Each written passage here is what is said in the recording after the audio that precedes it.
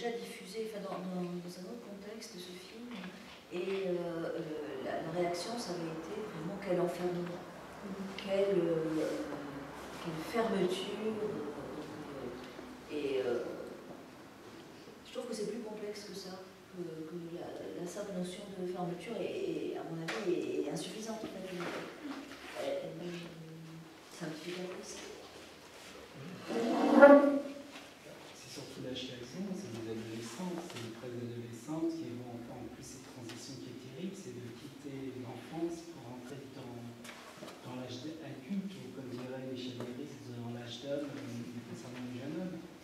C'est un moment vraiment d'une très grande précarité. Le questionnement de doute, le corps change, le regard change, ce qu'on avait pris comme repère. Moi j'ai grandi dans une cité où je sais ce que c'est que la réputation. Si on n'a pas de réputation, on est mort. On n'est pas respecté, on ne se respecte pas. Et non, mais c'est un très beau film et qui restitue très bien, en plus comme je disais avant de venir, elles sont doublement condamnées parce qu'il y en a beaucoup qui sont en province, et surtout dans le sud. Et déjà, être à la périphérie de Paris, c'est quelque chose, mais quand on est dans la périphérie de la province, c'est encore autre chose. Moi, mes amis trentenaires qui partaient s'installer à Marseille, elles sont toutes remontées parce qu'elles disaient être femme trentenaire, être célibataire à Marseille, c'est pas possible. Autant à Paris, en Seine-Saint-Denis, on peut encore l'être, mais célibataire, être une femme à Marseille, c'était pas possible.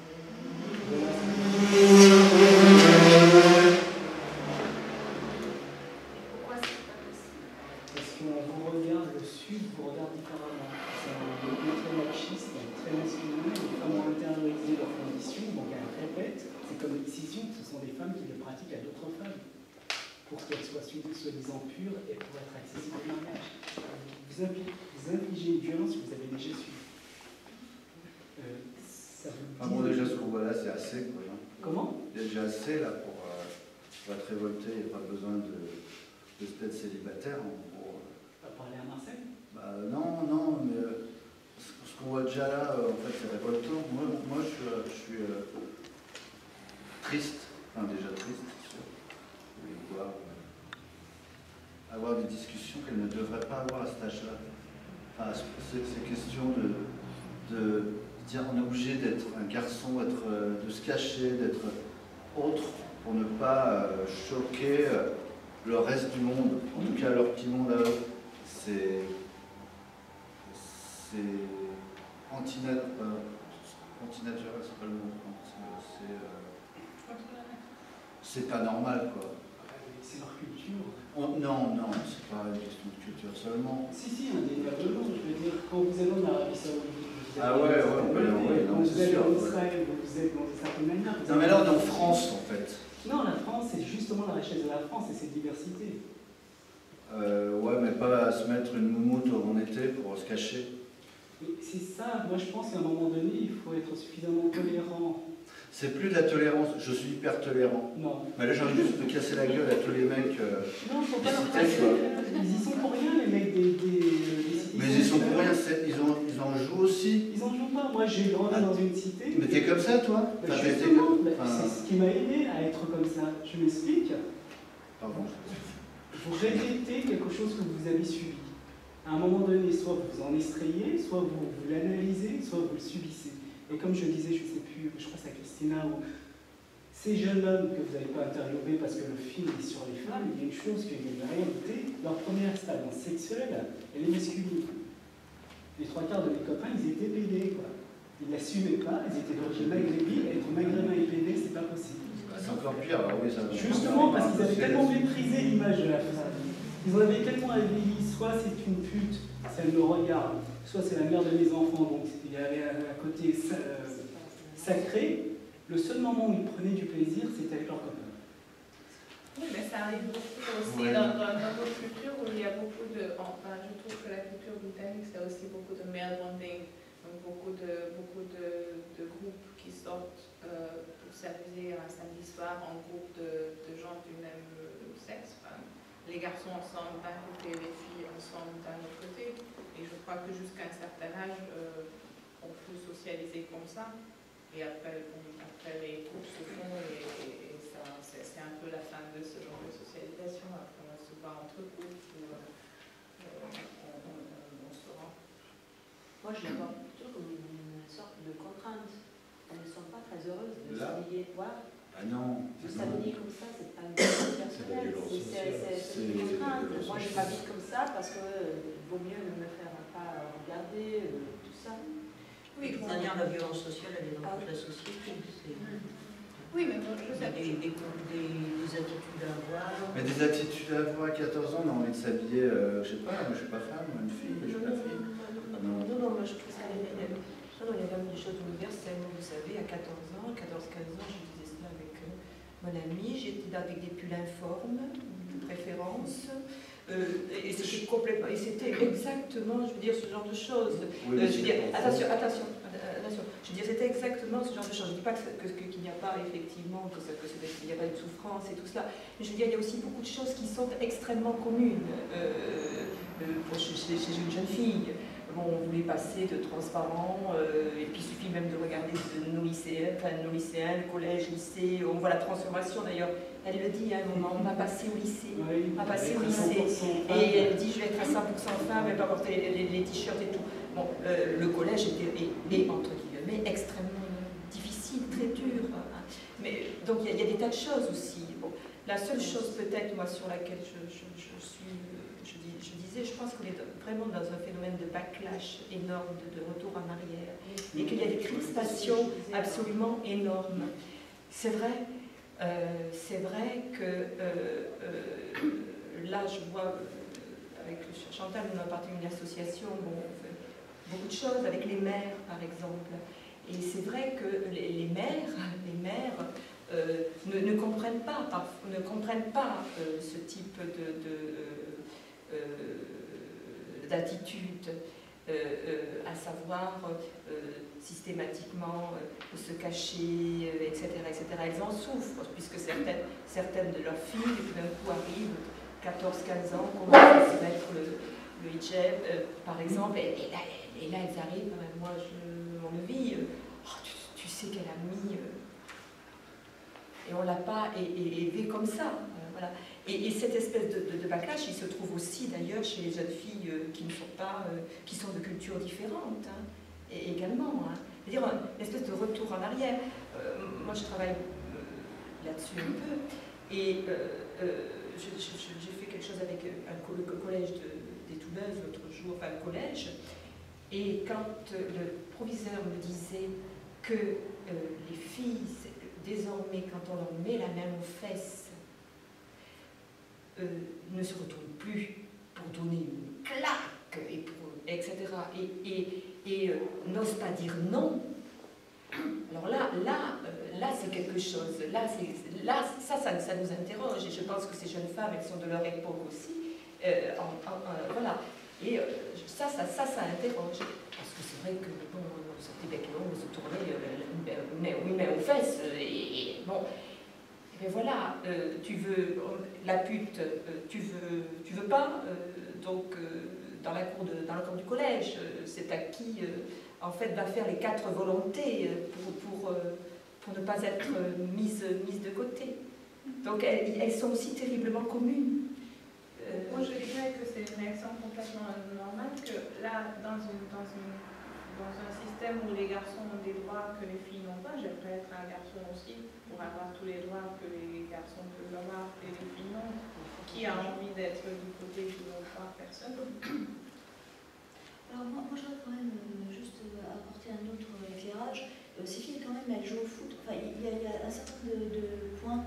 Elles jouent au foot et elles sont quand même dans une sorte d'orientation, de résistance quand même. Elles ont mis en place des résistances. Et c'est quand même une résistance beaucoup plus développée que la normale, quoi. ah oui, ça c'est Non, clair. mais Elles sont aussi confrontées à des mais oui, mais ça ne devrait pas. Voilà, je suis ça bisounours, moi. Il y a un truc qui est amusant d'ailleurs parce que vous avez parlé de garçonne. Il y a un livre qui s'appelle La Garçonne. Mais c'est ce que je Il y a un livre qui s'appelle La Garçonne. Oui. Il n'est pas réédité en France. Ah, La Garçonne, oui. De Daphné Duch, c'est Marguerite. il n'est pas réédité. quand même curieux. Il y a des bandes de filles quand même. Hein, Oui, sur la je Fnac, pense c'est- que- Évidemment, il y a de la violence féminine très très dure maintenant. Mais les garçons avec qui j'ai grandi, déjà comme je vous le disais, il y a une chose extraordinaire, c'est que la femme, donc, elle vit dans un autre sphère qu'ils ne connaissent pas, donc il y a la mère, ça s'arrête là. Donc leur première expérience vraiment amoureuse, souvent, elle est homosexuelle. La deuxième chose qui est assez paradoxale, c'est que ce sont des petits princes chez eux. La Voilà, mère c'est ce que je les met disais, sur un c'est le roi. piédestal. La C'est mère, le roi, bah oui. les jeunes filles, comme elles ont acquis le droit d'aller à l'école, font généralement de plus brillantes études, en tout cas s'accrochent plus, parce que c'est une liberté nouvelle qu'elles ont acquise. Et ces jeunes hommes, mes copains, il y avait une quand ils essayaient de draguer les Françaises, donc les filles en dehors de la cité, à chaque fois ils se prenaient des râteaux, ils ne comprenaient pas pourquoi. Et j'ai beau leur expliquer que être agressif, c'était pas la meilleure façon de ces jeunes comme ça. Donc parce que c'était un droit. Et donc même eux, ils sont pénalisés à un moment donné. In fine, ils se mariaient avec des filles du bled, qui faisaient venir. Le mariage durait entre 5 et 10 ans maximum. Et la fille, comprenant ses droits, ça demandait le divorce. Et là, je viens de croiser un copain qui vient de lui arriver la même chose. Mais en fait, ces filles, elles ont 12-14 ans, ça veut dire que leurs parents, après leur maman, 35, 40 ans, oui. c'est pour la plupart pas la première ni la deuxième génération en France. Donc il y a quand même une transmission qui se fait lentement quand même, entre maman, enfin entre, je sais pas, admettons que ce soit la 4e génération, ça veut dire que ça se répète, sauf qu'avant c'est moins dur peut-être. Les relations filles-garçons, elles ont évolué dans le mauvais sens en une génération, c'était pas comme ça. J'en sais rien. Bah, nous, les filles qu'on fréquentait, on avait plein, je veux dire, on était entre nous, entre mecs, il y avait 2-3 filles avec qui on discutait, c'était les sœurs des amis, donc il fallait les respecter. Ça aussi, il y a aussi une grande médiocrité. Si vous n'aviez pas la chance d'avoir des frangins, j'étais catholique. Mais ça, c'est assez dur. Moi, je me souviens de mon frère qui a presque cassé la gueule à son copain, parce que le copain, c'était une copine qui habitait dans notre immeuble, il n'arrêtait pas de la harceler, donc... Et un jour, mon frère lui demande qu'est-ce que t'aimes, il dit machin et tout. Il est allé le voir, il était à 2 doigts de le fracasser parce que nous, la chance, et c'est ça les parents. Moi, je viens d'une culture sénégalaise, on vient d'une culture matriarcale. C'est la mère, qui fait le ciment de la famille. Donc forcément, notre regard sur la femme est très différent d'une culture patriarcale. Et donc forcément, nous, l'affiliation se fait du côté de la mère, pas du côté du père. Donc il y a un respect de la femme, une façon d'être. Mes sœurs, je ne les surveillais pas, je me rappellerai toujours de cette anecdote, je la raconte souvent. J'ai 10 ans, j'ai mon pote Nasser qui vient me voir. Ouais, il y a ma soeur, je ne sais pas où elle parlait comme ça, c'était pas. Et je lui dis, mais qu'est-ce qui se passe? Bah écoute, je ne sais pas, et elle est sortie. Et donc, on allait traquer sa sœur, qui avait 16 ans. Et moi, je me foutais de ça, je me dis, mais c'est ta sœur, elle est plus grande que toi, elle est adolescente, elle a le droit de s'amuser avec des mecs. Dis pas ça, maman, je ne sais pas une pute. Ok, d'accord. On a passé la soirée à aller traquer la sœur. Fort heureusement, on ne l'a pas trouvé, et moi, ça m'a fait halluciner. Moi, ça ne me serait jamais venu à l'idée d'aller surveiller ma sœur. Mais jamais. La seule fois où mon petit frère, parce que je viens d'une famille nombreuse, a voulu imposer à ma sœur un couvre-feu, il s'est fait allumer par ses grandes sœurs, il s'est fait allumer par moi, et le pire, il s'est fait déchirer par ma mère. Ça n'a qu'à bien. Après, c'est une question de transmission de culture. Je suis beaucoup plus dubitative. Je pourrais vous citer l'exemple de Peul, extrêmement beaucoup moins. Je trouve que c'est ce type de généralité beaucoup plus dramatique que ça. Oui, mais tout n'est pas. Enfin, je veux dire, il y a des femmes également qui résistent. À quel prix aussi? Je veux dire, à quel prix? C'est-à-dire, c'est la mise au banc de la communauté. Qu'est-ce qui se fait? Enfin, ça existe aussi, cela. Ça existe. Je veux dire, on ne peut pas généraliser. Nous, dans notre association, il y a des Maliennes, des Sénégalaises, etc., bon, qui effectivement sont arrivées à un moment. L'association, ça s'appelle 1001 femmes. Elle a 14 ans, 14-15 ans. Ça partait d'une idée tout à fait simple. Toutes ces femmes qu'on voyait amener les gamins à l'école, etc., ou on a commencé autour des sans-papiers. Et Et on voyait les hommes, et puis les femmes, elles venaient uniquement pour faire la cuisine. Donc ces copines-là, on militait ensemble pour le droit de vote des étrangers, elles venaient et c'était les copains qui parlaient, et puis derrière, il y avait les femmes. Donc ça nous a posé un problème à quelques femmes. On s'est dit, mais enfin quand même, elles existent, elles sont pas là que pour faire la bouffe pour les fêtes. Hein, voilà. Donc on a commencé et on a fondé, moi j'ai fondé entre autres avec une amie camerounaise. On s'est dit, on va faire que ces femmes, par exemple, le samedi après-midi, elles sortent de chez elles, parce qu'on les voyait sur le trajet. Elles faisaient des kilomètres à pied dans la ville à Conflans-Sainte-Honorine, mais des kilomètres. Donc on s'est dit, voilà, elles vont peut-être venir. Alors on s'est réunis et la chose qu'on a trouvée, c'est on se réunissait une fois par mois le samedi et puis on mangeait. Voilà, on mangeait, on bavardait. Et on a vu donc effectivement donc ces femmes qui sont dans les cités, elles sont venues petit à petit, d'autres ne sont pas restées, d'autres. L'impératif c'était de venir avec les enfants, parce que bien évidemment il faut venir toujours avec les enfants. Hein. Vous ne pouvez pas laisser les enfants à la maison et tout. Voilà, et au fil du temps, y a des femmes qui ont voulu travailler. Bon, c'est pas évident, hein, c'est pas évident. Et des femmes ont réussi à travailler. Et puis après, il y a eu d'autres besoins, d'autres désirs.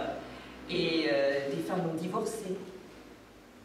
C'est pas facile, hein. À quel prix? Toute la communauté passe. Le siège, etc., etc., etc. Donc je veux dire aussi, ce n'est pas, c'est pas aussi systématique. Et il y a des stéréotypes.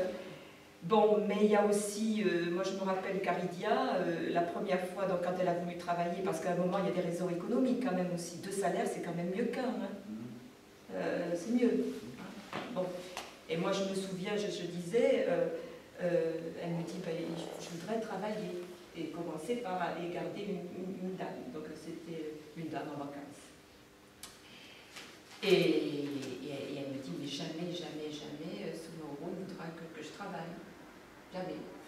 Alors, à ce moment-là, on se retrouve. Alors, est-ce que c'est culturel? Je crois aussi qu'il y a des choses à voir. Alors, elle me dit, il faudrait que tu parles. Alors, moi, je dis, ce monsieur, je ne connaissais pas.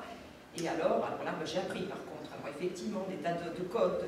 Par exemple, il y avait des bonnes heures et des mauvaises heures, des mauvais jours et des bons jours. Donc, j'ai appris le bonjour, etc. Et je suis venue. Bon, et là, j'ai demandé, j'ai dit voilà, et ce serait bien que la personne travaille. Alors où est-ce qu'elle va travailler? La famille, vous regardez la famille, préciser la famille et tout. J'avais un mur devant moi. Un mur. Un homme qui vraiment, il m'observait, je regardais, je parlais, je me dis, ça a duré 1h30 et je me dis, tu n'arriveras jamais. Tu n'arriveras jamais. Et à un moment, je lui dis, écoute, je ne suis pas une assistante sociale. Ok, d'accord. Je ne suis pas une assistante sociale, je ne suis pas là pour juger ce que tu fais, etc. Et tout ça, comment ça fonctionne et tout, ta culture et tout cela. Et j'ai dit, est-ce que, voilà. Et puis, bon, après, il a réservé sa réponse et ça a été très long. Aujourd'hui, qu'est-ce qu'elle transmet? Elle transmet quoi? Les gosses bon, cette femme, elle a appris à conduire, etc. Ils font des tas de choses ensemble, à lire, parce qu'elle était analphabète et tout ça aussi. Je veux dire, c'est pas uniquement une transmission qui est figée non plus. Il y a des tas de choses. Il se passe aussi des tas de choses. Mais c'est vrai que, par contre, il y a des femmes, c'est vraiment à des prix énormes. Il y a une anecdote assez célèbre de Nathalie Sarraute, une écrivaine, qui a une de ses filles, je crois que c'est Claude, je ne me rappelle plus, qui était mariée à Jean-François Revel. Je sais que c'est Claude. Et à un moment donné, il y a Claude qui téléphone à Nathalie, catastrophée. Et Nathalie lui demande, qu'est-ce que t'as, ma fille? Elle lui dit, écoute, il y a Jean-François qui me dit qu'il ne veut plus me donner d'argent, il me dit de travailler. Je dis, il a raison. Elle était outrée parce que son mari lui disait de travailler en bonne bourgeoise. Et c'est une anecdote. Et c'est la fille de Nathalie Sarraute. Oui, donc je veux dire, c'est pas forcément enquisté. Enfin, moi, je suis toujours un tout petit peu frileuse avec tout ce qui est culturel. Excusez-moi, parce que je pense qu'il y a des gens, voilà. Et puis, par contre, c'est vrai, là, moi, j'étais impressionnée par ce backlash, c'est vrai, par ce retour en arrière, mais que l'on vit aussi, Excuse-moi, ce terme de backlash, retour en arrière, je trouve qu'il est ambigu, en fait. Parce que, en fait, c'est non, je pense, par exemple, bon, là, on est en grève. C'est juste pour bien exprimer, c'est une nouvelle situation, en fait. Les gens regroupés dans des cités, avec l'économie d'aujourd'hui, avec les rapports globaux d'aujourd'hui, c'est entièrement nouveau. Donc le terme de retour en arrière, il porte sur les mécanismes. Non, c'est sur le féminisme, tout simplement. Je pense qu'il y a effectivement des luttes, etc. Et aujourd'hui, par exemple, une des grandes luttes des mouvements féministes sur lesquels on est, c'est tout ce qui se tourne autour de l'IVG, par exemple. Vous voyez, c'est ce genre de choses. Quand Mary, comment elle s'appelle quand je mettais des mini-jupes, il fallait voir, excusez-moi, à 19-20 ans, je portais peut-être, après cette période des gros pulls, je portais des choses, je vois rarement des jeunes femmes aujourd'hui porter les jupes que j'avais à 20 ans, 22 ans. Voilà, c'est là-dedans. Et c'est dans ce retour en arrière, de ce correct, de ce, comment dire, un peu ordre moral qui est Sur ce sujet, il y a eu un super film, La journée de la jupe, avec Adjani. Qui justement, ça se passe dans un quartier, Adjani elle est prof, elle a cette classe de banlieue avec des garçons et des filles, et il y a ce rapport garçon-fille qui est atroce, hein, comme là, mais on voit que les films, on imagine bien le truc en vrai, et bon bref, après je raconte pas le film, mais bon, elle se révolte contre ça, en tant que femme, contre cette dictature du vêtement interdit, quoi. Et moi, je vais dans ce sens-là, quoi. Je trouve ça, je sais pas, intelligent, hein, j'aime bien, c'est cool. Mais là, c'est tous les jours, quoi, le truc, le survêtement en peau de pêche, épais comme ça, c'est pas forcément le vêtement qu'on s'attend quand on a 14 ans ou 15 ans.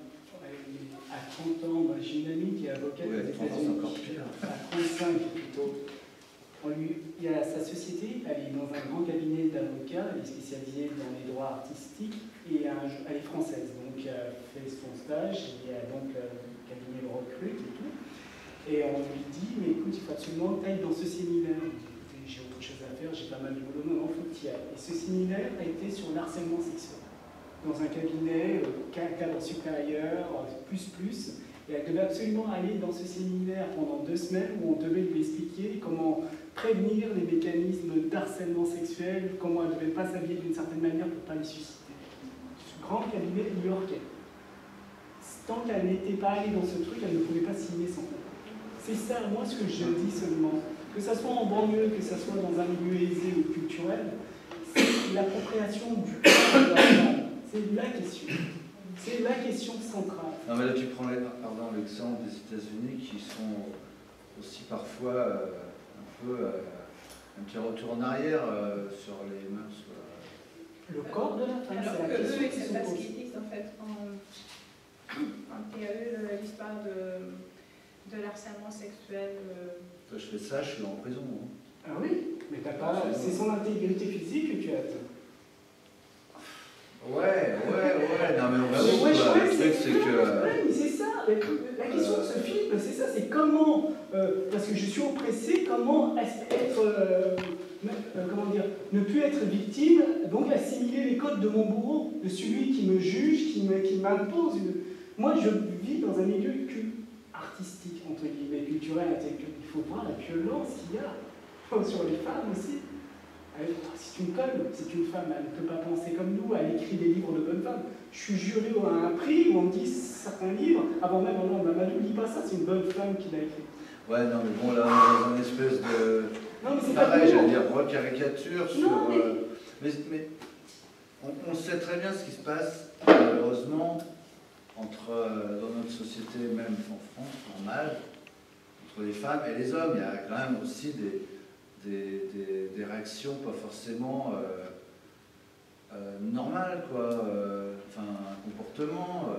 Il y a des choses qui font pas forcément, quoi. Donc, on va éviter cela. Ceux-là, on les connaît, c'est déjà pas bien. Mais là, on arrive dans une autre sphère, quoi, qui se perpétue, qui se passe de 3 générations, ça continue, ça va continuer. Comment elles vont faire, ces filles? Pour moi, elles sont parties pour passer la même chose à leurs enfants. Mais ça marche visiblement pas de passer les choses à leurs enfants, parce que déjà leurs mères n'ont pas réussi à leur passer la chose. Donc on peut faire confiance à ça, que les enfants font toujours des choses que les parents ne veulent pas nécessairement.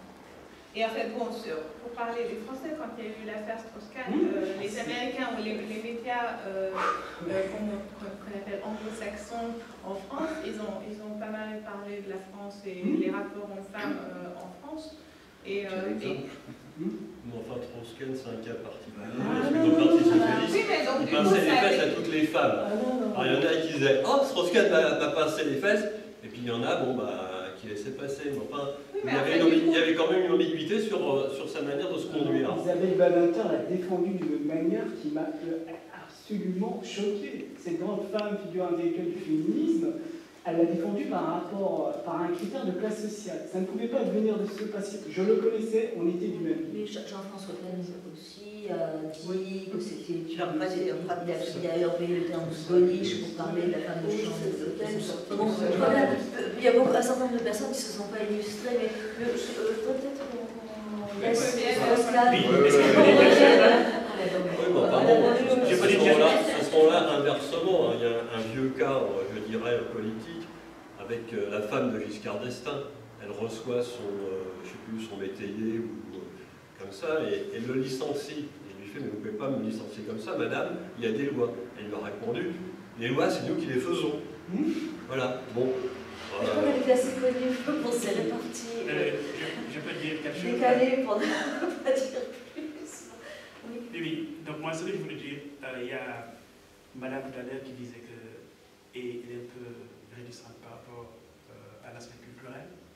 Et je crois que ce qu'on vient de dire, par exemple, l'affaire DSK, reflète un peu, enfin moi je ne veux pas faire le temps de parler, c'est juste pour dire que l'aspect culturel est très important quand on analyse certains faits sociaux.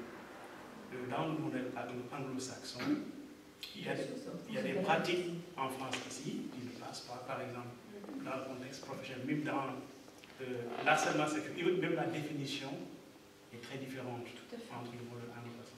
Donc, ce qui veut dire que l'aspect culturel est extrêmement important quand on analyse une communauté. Mais pour revenir, juste parler du film, moi je fais beaucoup de recherches en Afrique, je vais au Sénégal, et je suis d'accord avec moi, quand je vois le film, des filles qui sont en France, des parents qui vivent en France, et ils disent des choses, peut-être moi que je ne vois plus en Afrique. La réputation, par exemple, telle qu'elle est perçue ici, moi je vais en Afrique, je fais des recherches, je vais dans les villages, je rencontre des villageois, mais je trouve les Africains en Afrique relativement très ouvertes en général, qui prennent un peu en main leur économiquement. Par exemple, vous disiez le travail, un couple qui travaille. Moi, j'ai jamais vu un problème pareil, un couple qui se dispute parce que la femme travaille. Peut-être vers les années 50, 60. Mais aujourd'hui, en 2013, je serais très surpris s'il y a un couple en Afrique où il y a un problème parce que la femme travaille. Donc moi, je suis très surpris que ça continue à avoir des problèmes franco-français. Non, enfin, je pense que pas. Ces familles-là sont des familles françaises, sont des problèmes franco-français. C'est-à-dire qu'il y a un raidissement énorme de l'État. Tous les gens, enfin, nous travaillons beaucoup avec l'Algérie, etc. Nous avons, et tout ça. Il y a, les étudiantes algériennes qui viennent ne reconnaissent absolument pas, qui rencontrent dans les familles, quand elles arrivent à Argenteuil, par exemple, dans leur famille et tout ça, elles disent, mais enfin, mais pourquoi pourquoi. Mais pourquoi? Mais enfin, nous, ça ne se passe pas comme ça. Ça ne se passe pas comme ça. Il y a ce raidissement au nom d'une... Non, mais est-ce que je peux terminer là C'est pas franco-français, sur les familles françaises. Non, mais je peux terminer mon argument. C'est qu'en fait, ce que je trouve, c'est mon analyse et mon observation, c'est la plupart des familles qui sont restées ici sont très déconnectées par rapport aux réalités africaines. Enfin, je ne veux pas m'engager trop à le dire, mais en général, ça ne reflète pas une vie africaine moderne de 2013. Voilà, on a l'impression. Oui, et voilà, comme vous dites, j'ai l'impression que c'est une montre qui s'est un peu arrêtée et que aussi il y a l'autre aspect, ils vivent une culture qui transmet des valeurs. Voilà, un peu dégradé.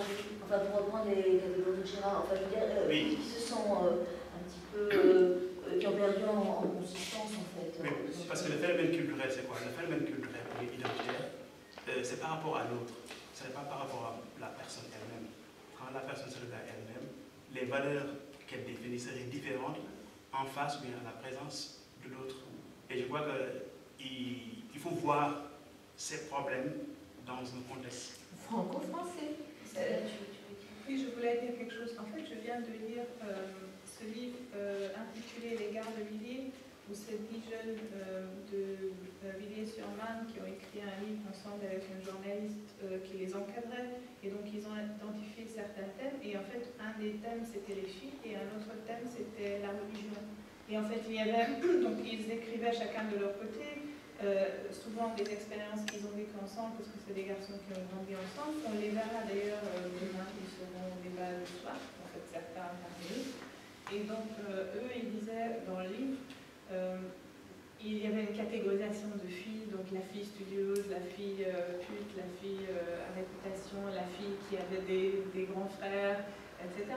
Et en fait, il y avait quelque part aussi l'islamisation en arrière-fond. Donc en fait, c'était souvent des jeunes qui n'ont pas reçu l'islam de la famille, mais en fait qui sont réinventés un islam et qui disaient que la femme idéale, ils les voient quand même que ça serait bien qu'elle porte le voile par sa propre volonté, parce qu'elle a envie.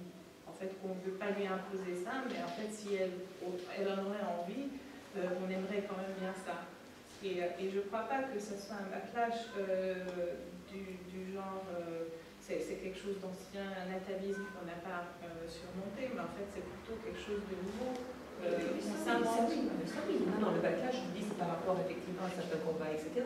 Mais bien évidemment, mais aussi quand même, quand on travaille, quand on voit avec des jeunes gens, c'est que également cette espèce de repli quand même, qu'on peut qualifier identitaire, culturel et tout, c'est quand même aussi parce que les difficultés sont réelles, parce que économique, la recherche d'emploi, parce que quand on s'appelle, le film de, comment elle s'appelle, Madame, comment elle s'appelle, celle qui a fait le film sur le... Yasmina. Bon, là, ça c'est du concret aussi. C'est du concret, donc à des moments... oui, et quand vous présentez votre CV, etc. Et bon, ça c'est du concret également. Donc on comprend, mais ça s'inscrit aussi, ce genre de choses s'inscrit également là-dedans. Question franco-français, quand j'avais 18 ans, mon petit copain était un Allemand et sa maman avait 50 et quelques et elle avait envie de travailler, elle n'a jamais travaillé de sa vie. Ça se passait en Allemagne de l'Ouest, pas très loin de la frontière hollandaise, et elle avait une copine qui avait un magasin de vêtements qui lui a proposé de faire des heures de femme dans l'après-midi, et elle avait beaucoup de mal à obtenir la permission de son mari, mais en fait c'était permis sous condition qu'elle cuisine tout à l'avance et que tout soit préparé et déjà sur la cuisinière, et lui il n'a qu'à tourner le bouton pour réchauffer le plat, et là sous cette condition elle pouvait aller travailler, dont elle avait besoin parce qu'elle n'avait plus d'argent de poche qu'elle pouvait avoir de sa mère qui lui donnait de l'argent pendant qu'elle était encore vivante, mais comme elle était décédée, elle n'avait plus cette ressource-là. Et en fait, moi, je sais pas, moi je suis hongroise, donc en fait c'est un système plutôt communiste ou socialiste où en fait, les gens ne pouvaient pas vivre avec un salaire et les hommes comme les femmes travaillaient, donc la femme était émancipée. Et nous, en fait, quand j'ai raconté ça à ma mère, elle n'en revenait pas. Non, ce que je veux dire, franco-français, c'est que le système anglo-saxon, par exemple, fonctionne totalement différemment. Je veux dire, la création des communautés. On est aussi, par exemple, ici, le phénomène de la cité, etc., est toujours cité. Mais si l'on va, les phénomènes des communautés, quand je dis ce sont des choses qui nous préoccupent, au niveau, ce sont des discussions, ce ne sont pas des comportements, les comportements sexistes, machistes, le patriarcat, etc.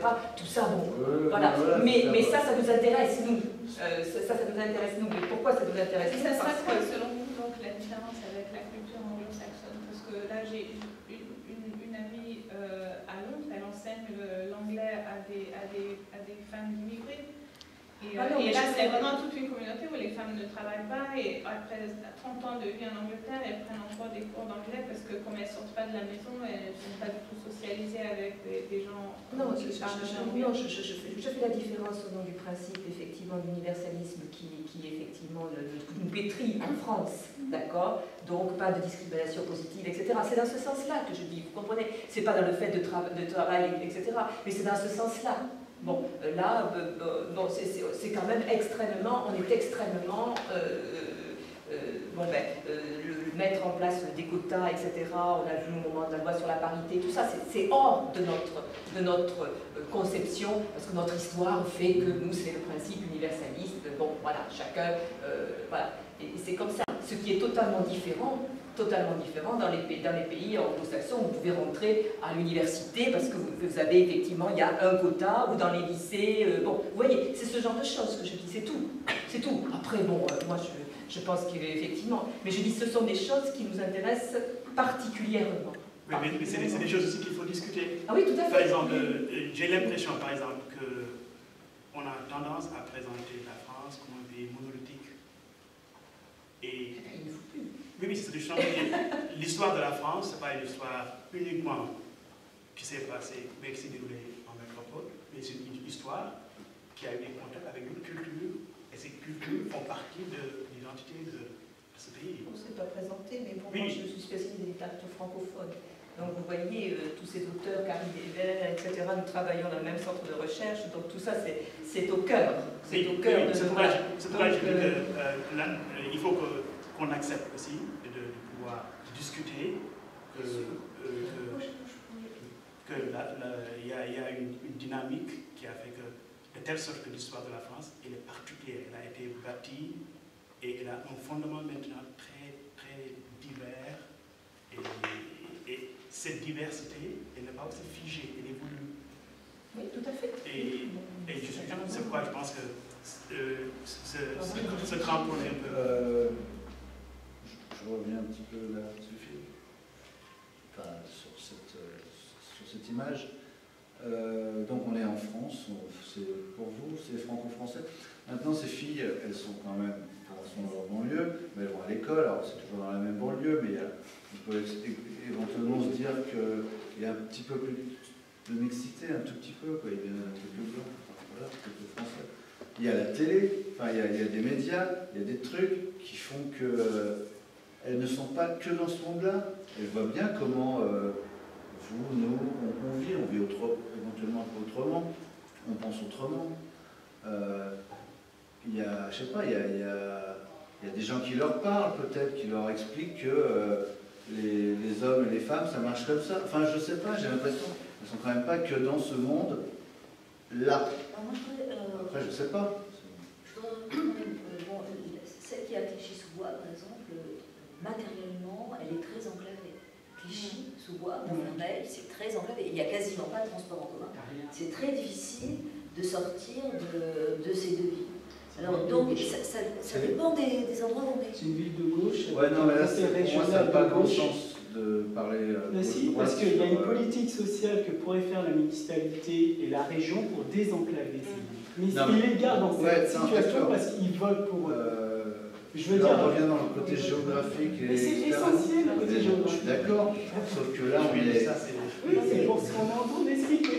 Je voudrais revenir sur ce point. D'une part, il y a certaines villes qui sont plus ou moins enclavées. Saint-Denis, par exemple, où on était hier, c'est beaucoup plus proche de Paris, c'est assez facile de sortir de Saint-Denis. C'est beaucoup plus dur matériellement quand on a 14 ans, et surtout quand on a 14 ans, peut-être pas quand on en a 18, mais 14 ans, c'est pas évident, quand il n'y a pas de transport en commun et qu'on n'a pas beaucoup d'argent, de partir de Clichy-sous-Bois en Montfermeil. Ça, c'est le premier point.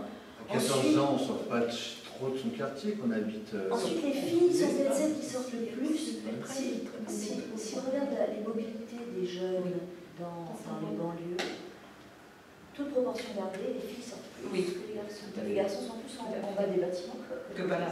en bas de la cité, enfin au bas des meubles, que les filles qui bougent plus, elles vont au centre commercial déjà. Elles vont dans des parcs. Je le sais parce que moi j'ai fait une étude pour le ministère de la Culture sur la patrimonialisation des lieux par des migrants. Je vais la présenter vendredi, je vais en présenter une partie à propos des questions de mémoire.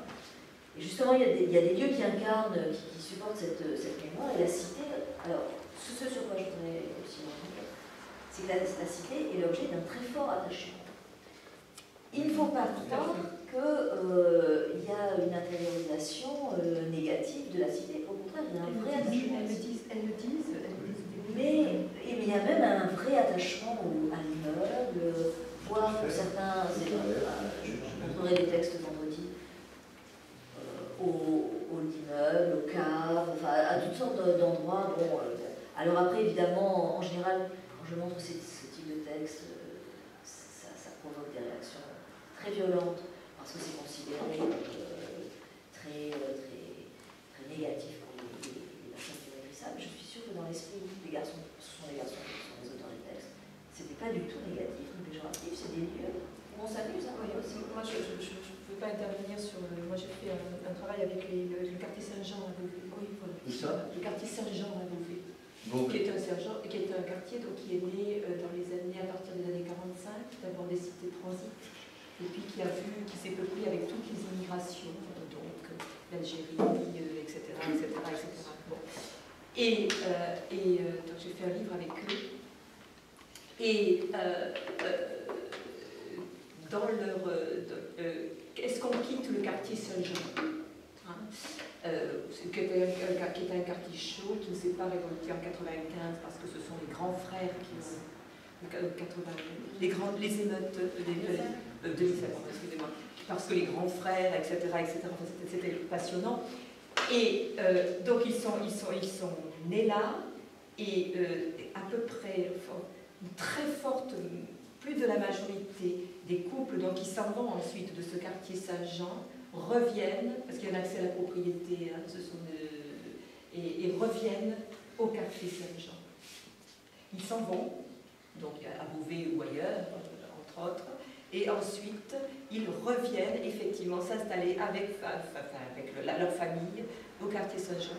Et donc cet aspect très fort, et le quartier Saint-Jean, là aussi, il y a un bus, hein, il y a le centre de Beauvais, donc, historique, reconstruit, et puis après, donc, il y a un bus, et malgré cela, avec cela, il y a toute une vie, et encore aujourd'hui, ils partent, donc phénomène, soi-disant, on va quitter le quartier comme un phénomène d'ascension sociale, ou de différemment sortir du quartier, parce qu'ils ont fait des études, parce que bon, voilà, et ils reviennent, ils rachètent. Ça, elles le disent dans le film. Elles le disent. On a une. Ce sont leurs racines, leurs seules et uniques racines de vie, même si elles sont maliennes. Non, je m'inscris.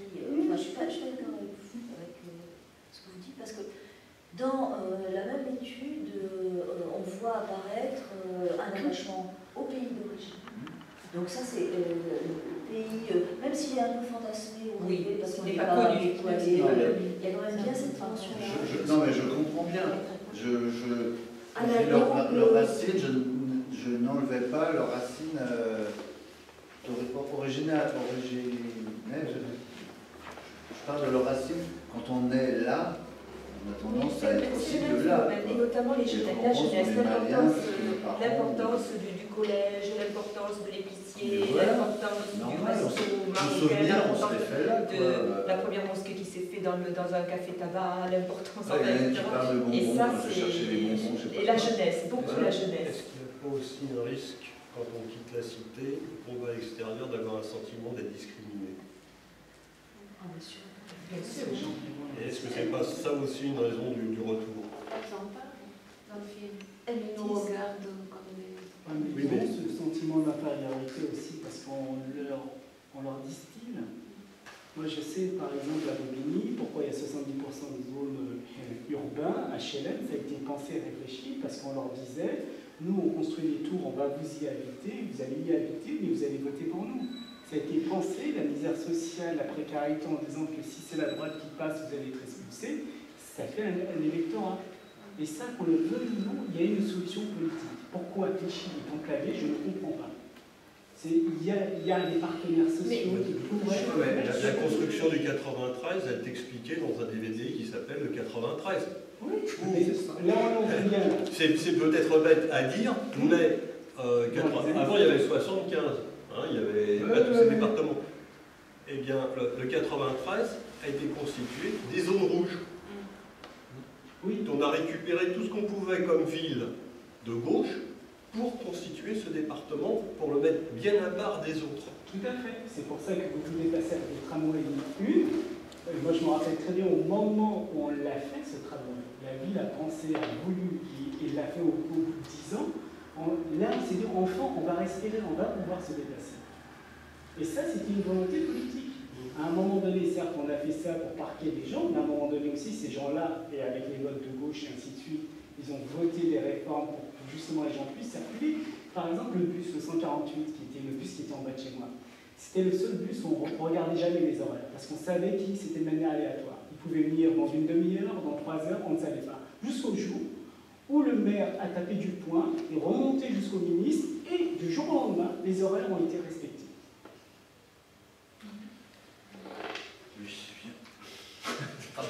Non, mais tu regardes des documentaires, des réalités que tu ne veux pas entendre, mais... Non, mais si, je veux tout entendre, j'aimerais bien même tout comprendre. Ah oui, mais il faut, c'est pour ça qu'il faut agir aussi. Il ne suffit pas seulement de... Mais agir, c'est... Tiens, demain, je vais appeler le maire qui avait appelé le ministre pour dire les filles, elles sont maltraitées. Qu'est-ce qu'il va faire le maire? Justement, c'est en faisant des associations, en donnant des dotations de ces associations de quartier qui font bouger les filles. Je veux dire, il y a l'éducation familiale, enfin, on appelle ça l'éducation, voilà. Et il y a l'école, il y a tout ce qui doit faire un boulot peut-être 3 fois plus je peux te dire à l'école, le nombre de fois que j'ai remonté le moral à mes professeurs qui me disaient, mais vous êtes d'origine africaine, vous n'allez jamais vous en sortir, vous savez, là en plus avec la société... Ouais, non mais ça c'est caricatural, un prof va pas dire ça aujourd'hui. Enfin, j'imagine pas le prof dire, bon bah toi t'es africain, laisse tomber, va au fond de la classe, toi t'es gitan, dans les années 80, c'est ce qu'on subissait. Ouais, mais enfin peut-être, mais pas aujourd'hui. Mais si tu vois le documentaire dessus, tu vas déprimer. Je vous pose une question là par rapport au film. Est-ce que vous pouvez me parler un peu sur le langage qu'ils ont parlé? Oui, alors en fait... De quoi? Oui, parce que du coup c'est complètement... On parle du sujet des filles, etc. Mais du coup le film il va tellement loin vers le truc. On dit ça quoi. Ce qu'on voudrait dire aussi, c'est qu'elles ne sont pas non plus représentatives de la totalité des jeunes filles de banlieue. Bon, voilà. Si, quand même, ça ressemble assez souvent. C'est un documentaire, c'est quand même... Mais ce que tu disais du langage, ça fait partie du film. Oui, sauf s'approprier la langue du dominateur. C'est ce que disait Chamboiseau quand on écrit en pied dominé. C'est la même chose. Oui. On en arrive toujours à la même chose. Oui, sauf qu'on passe du vrai sujet du langage pendant... Alors déjà, ça prend une autre route jusqu'au jour ou jusqu'au moment où on ne parle que de ce dont on parle depuis tout à l'heure. Ça fait partie. Oui, mais on n'a plus parlé du reste. Et c'est non, on s'est pas dit. Bon, ceci dit, il y a quand même une question des filles, même si c'est pas représentatif de toutes les filles, il n'en reste pas moins que moi je travaille sur des romans de banlieue. La grande majorité des personnages des romans de banlieue ce sont des garçons. La majorité des auteurs sont quand même des auteurs masculins aussi. La sociabilité décrite dans les romans pour les garçons et pour les filles sont totalement opposées. Donc en fait, s'il y a des itinéraires récurrents dans les romans, les garçons, ils s'en sortent par le sport, ou bien c'est de la délinquance et la prison. Pour les filles, elles peuvent s'en sortir par des études et en fait ne traînent pas en bas des immeubles et occasionnellement elles peuvent avoir des problèmes de réputation ou de grands frères.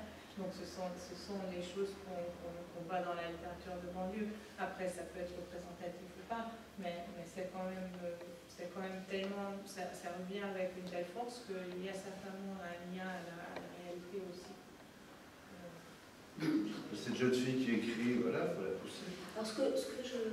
Alors deux choses à ce propos. C'est ce que je disais quand j'ai présenté le film, c'est-à-dire que c'est un des premiers films qui est consacré à des jeunes filles, justement, et pas à des garçons.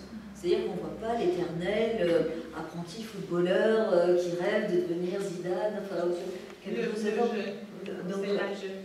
Ou l'apprenti voyou. Oui, voilà, on est. Donc, déjà, il y a quelque chose d'un peu différent dans. Voilà. Ensuite, moi je suis d'accord, c'est vrai que ce qui est intéressant, c'est toute la première partie consacrée aux langues. Oui. Parce que ça, on l'entend assez peu. Donc là, et même, il y a même un certain.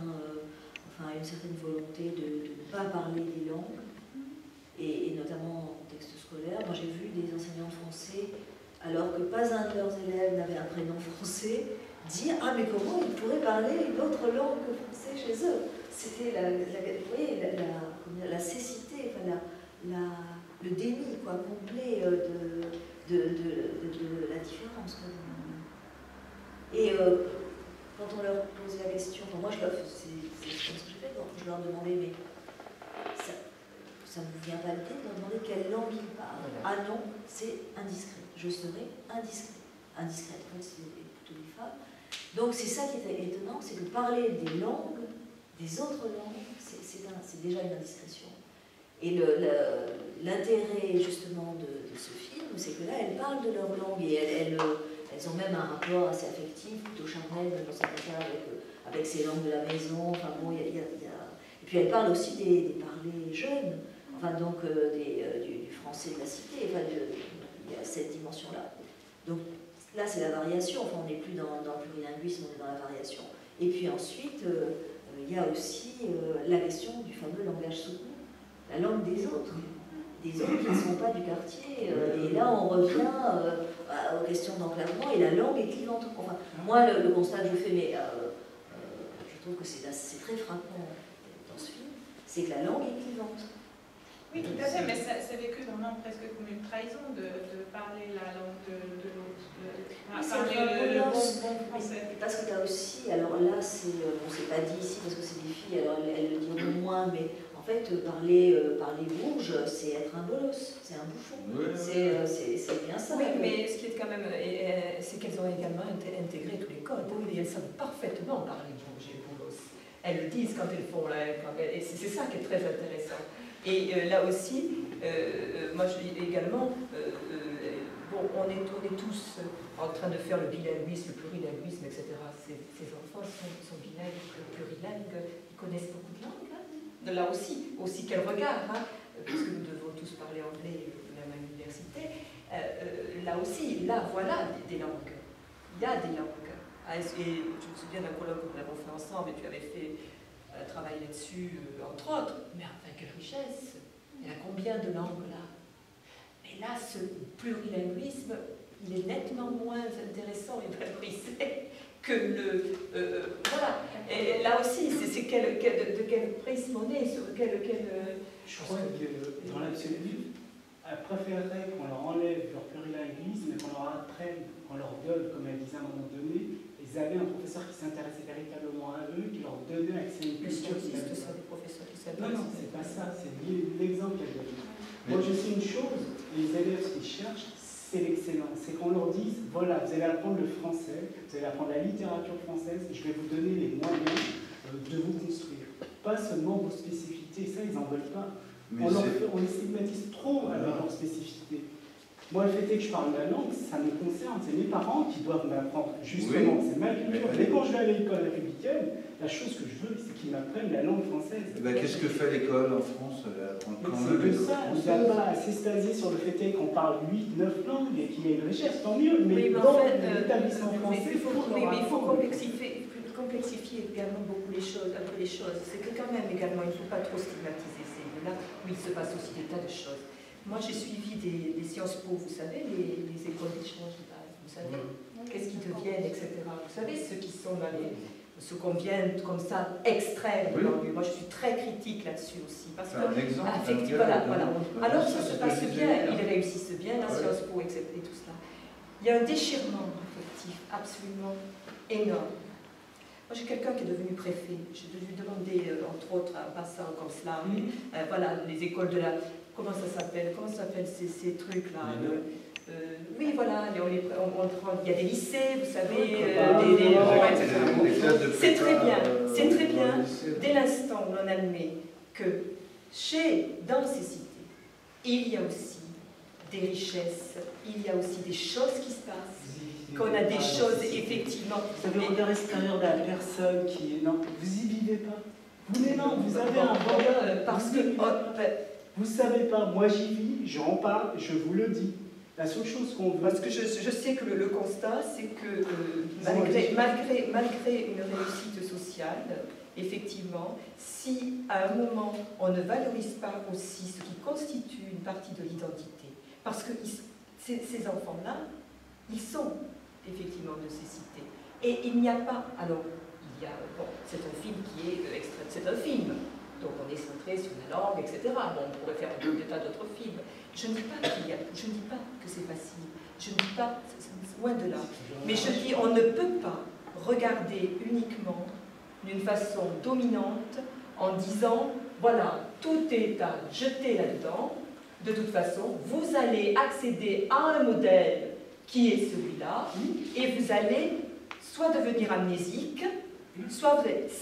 Ça fait des dégâts qui sont des dégâts importants. Alors, oui, alors c'est vrai que bon, ça a été décrit d'ailleurs, par exemple, c'est pas si simple. Mais ce que je veux dire, en ce qui concerne l'école, c'est que l'école dans les banlieues, globalement, elle est plutôt en échec. Merci. On le sait. Il y a quand même des problèmes. Non, vous êtes d'accord? Mais c'est même pas d'accord, je l'ai subi, je le sais. Donc on est quand même dans un contexte qui est très négatif en termes de... Oui, tout à fait. Mais la façon de faire. Le programme, il est le même. C'est la façon de l'entrée dans ces classes-là qui n'est pas bon. Parce qu'on travaille dans une école ici ou dans une école à Paris ou n'importe où. C'est le même programme et on veut l'inculquer. Il y a aussi des codes, par exemple. Moi, j'ai accompagné certaines mères, notamment, je me souviens, à l'école primaire, alors le gamin était fourbe. Parce que le gosse ne regardait pas dans les yeux. D'accord? Bon. Alors, le maître disait, ce gamin, il est fourbe. D'accord? Moi, j'accompagnais la copine, c'était sympa. Voilà. Bon, il aurait peut-être fallu quand même que l'instituteur se pose des questions sur est-ce que, par exemple, on regarde comme ça, parce que moi j'ai été élevée à, moi effectivement petite, même si je ne suis pas d'origine française moi non plus, mais j'ai été élevée, effectivement, regarde dans les yeux, ça fait franc, etc., etc. Bon, ok, maintenant, hein, dans d'autres, on ne regarde pas dans les yeux, surtout pas dans les yeux. Bon, donc vous voyez, il y a cela aussi, je veux dire, il y a une espèce de perméabilité également à avoir, et non pas érigée en des modèles uniquement. Je crois qu'il faut également travailler là-dessus. Bon, et il y a des enseignants et des formations, etc., on essaie de les rendre au mieux, juste où eh ben oui, on a affaire à d'autres, mais ça ne veut pas dire que le gosse... Enfin, elle disait quand même, une des filles qui disait quelque chose de très juste, elle disait à un moment donné, mon prof, il a eu une ambition pour moi. Et ça, j'ai trouvé ça extrêmement intéressant, parce que en réalité, ça veut dire quoi? Ça veut dire qu'il a cru. Il a cru en elle, donc il quelque part, il a reconnu qu'elle était capable et il lui a pas, comment dire, il n'a pas considéré que de manière déterministe, il n'y avait pas d'issue possible. Et ça change tout. C'est le changement de regard. Elle a aussi dit, ça m'a frappé, c'est le seul prof qui a fait ça. Oui. Ça va quand même dire un peu. Ouais, non, mais, moi je connais quand même quelques profs qui sont à Saint-Denis ou ailleurs, ce sont mes amis, alors je suppose, je ne connais pas leur manière de faire à l'école, mais je suppose que ce n'est pas des mauvais mots, quoi. Pardon? Garant pour eux. Je crois, ouais, je reprends, bon, on n'a pas vu le film hier, mais ce mec qu'on a vu, je vous montrerai le film, voilà, il faut le regarder. Ce prof, il est à fond, il fait un programme phénoménal avec ses gamins. C'est un lycée, dans un lycée. Il a arrêté l'école, parce qu'il n'en peut plus. Enfin, il n'en pouvait plus de cette façon. Lui, pour le coup, il avait qui contre lui? Il n'a pas forcément les élèves, il avait la hiérarchie, il avait tout ça, parce que... Le nivellement par le bas. Ça ne convenait plus. Je peux vous dire aussi une copine qui est prof de français à Saint-Denis, qui n'y est plus d'ailleurs, en début d'année, c'est bon, qui veut travailler? Alors c'est peut-être pas une bonne façon de faire, mais c'est comme ça. Qui veut travailler? Toi tu veux pas? Bah écoute, ton année, tu peux la passer là, vraiment, il n'y a aucun problème, tu ne nous emmerdes pas, tu laisses les autres travailler, tout se passera bien. C'est comme ça qu'elle arrivait à bosser avec les 28 autres, quoi. Mais c'est pas normal. Enfin, on est d'accord, hein, c'est pas. Moi, j'étais au début d'année, c'est peut-être pas le premier jour, mais c'est au bout de 3 semaines de bordel. C'est ce que font les parents généralement, ils essayent de dézonner leurs enfants pour les amener dans certaines écoles. Parce qu'ils savent que là, l'éducation nationale fait son travail. Que d'autres, parce qu'ils sont des spécificités, ils ont des sensibilités culturelles très différentes, donc on peut les laisser à part. Le plus important, c'est qu'ils s'épanouissent entre eux, et tandis que ceux qui ont des dispositions, qui ont des moyens financiers, comme disait Pétonida, et que l'éducation est en fonction du prix du mètre carré, on va les exfiltrer pour pouvoir leur donner une chance, les extraire peut-être de leur milieu. Aujourd'hui, ils ne se sentent pas bien, mais plus tard, ils deviendront préfets. Entre un préfet et un maçon, il y a quand même des parcours de vie différents. Et moi, où j'ai grandi, la filière, c'était le BTP. On ne pouvait pas être journaliste, on ne pouvait pas être avocat, on ne pouvait pas être universitaire, on ne pouvait pas être écrivain. Parce que non, tu étais de la Sainte-Denis, tu avais ta filière, tu avais ton rayon, tu pouvais aller là. Alors ça, je l'ai entendu, quand je l'ai entendu par des jeunes du Val d'Oise aussi, à Sergi. Et il parle des conseillers d'orientation de manière très, très négative. Mais est-ce qu'il y a eu des écoles qui ont essayé dans les banlieues de valoriser Bien sûr, ça existe. Alors, ils se fatiguent également parce que ça demande. Bien sûr que cela existe. On a quand même des jeunes collègues et tout. Il y a des gens qui se défoncent. Tout à fait. Je veux dire, il y a des gens qui se défoncent. Ils ne sont pas tous là en train de dire. C'est pas vrai. Bon, et il y en a. Et ça existe aussi. Ça existe. Voilà. Mais par contre,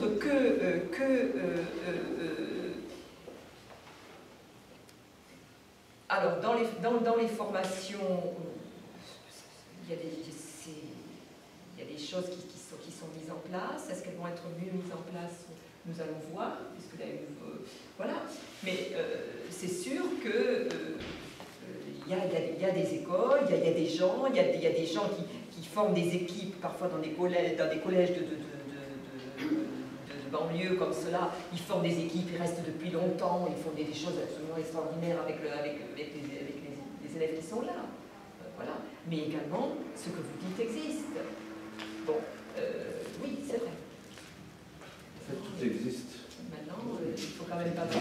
Tout existe et partout, parce que bon, je dirais, un mauvais enseignant, vous pouvez très bien l'avoir. Peut-être pas dans le 16e arrondissement, mais dans le 10e. La spécificité des banlieues, c'est quand même d'accueillir des jeunes profs, des jeunes flics, des jeunes cela, juste parce que c'est un poste difficile. C'est pas un banlieue, la banlieue, c'est un problème, on place les jeunes sortis des... Alors, il y avait un système de points. Voilà, au bout de 3 ans, il y a un doublement de points, etc. On s'en va quand on a 20 points. On va dans notre région, tranquille, en Ardèche ou... Ben oui, parce qu'ils viennent de Bien. Eh ouais. Non, mais, Je suis désolée, on me demande de mettre un terme. Parce que là- Merci beaucoup. Merci à vous.